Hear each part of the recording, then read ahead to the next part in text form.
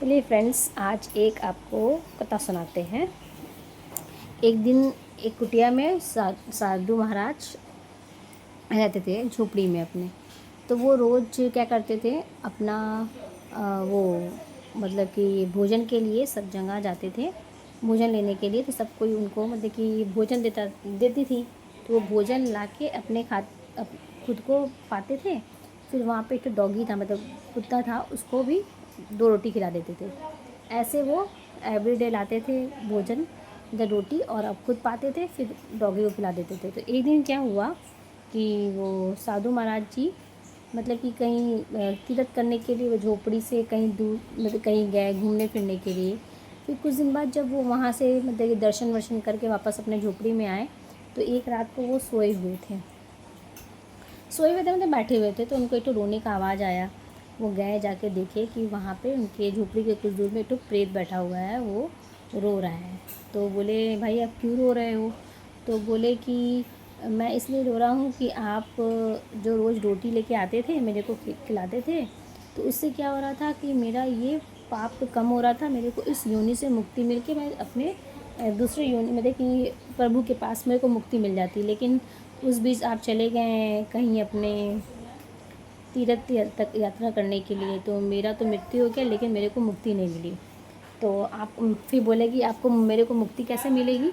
तो बोले कि आप अपने भजन के बल से या अपने कुछ भजन के बल से मेरे को मुक्ति दे सकते हैं, या कुछ आपका जल हो उसको छींट के भी आप मेरे को मुक्ति दे सकते हैं। लेकिन वो साधु महात्मा जी को पता था, जो ये प्रेत लोग होते हैं ना, इनको पता रहता है कि भगवान कहाँ रहते हैं, मतलब भगवान कहाँ है, उनको ये पता रहता है, लेकिन वो वहाँ जा नहीं सकते हैं।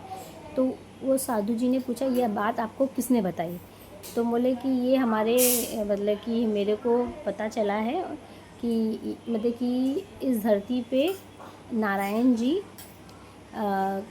मतलब कि एक गांव है, वहाँ पे बालक का रूप लेके रोज़ गांव को चराने के लिए जाते हैं।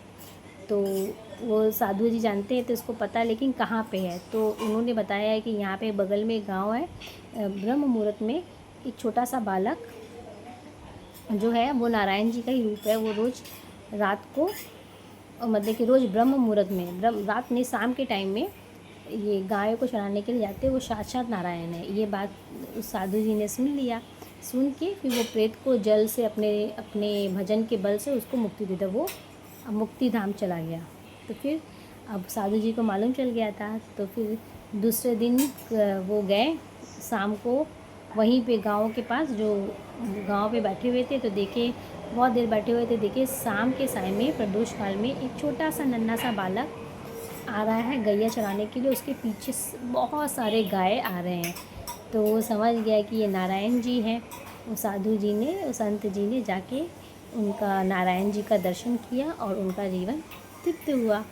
तो ये स्टोरी आपको कैसा लगा मेरे को बताइएगा। और मैंने हो सकता है कुछ गलत भी बोला हो, लेकिन आप लोग जैसा भी कुछ गलत भी हुआ तो मेरे को बताइएगा, ठीक है?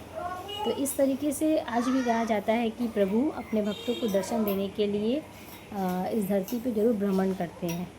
तो ये इसी बात पे हम लोग बोलते हैं राधे राधे, राधे कृष्णा। बाय दोस्तों।